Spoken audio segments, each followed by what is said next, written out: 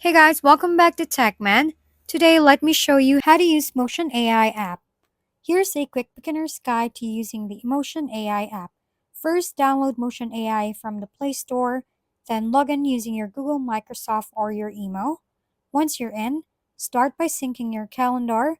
Motion works with Google, Microsoft, and iCloud. On your desktop, you will unlock powerful features like creating tasks, setting to-dos, and organizing projects. You can also use AI-powered auto-scheduling to manage your time more efficiently.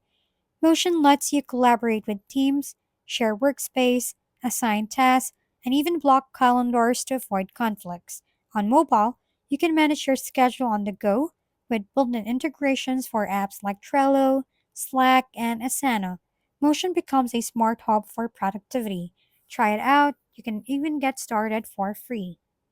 If we've been helpful, kindly give us a thumbs up and don't forget to hit the subscribe and bell button for more contents.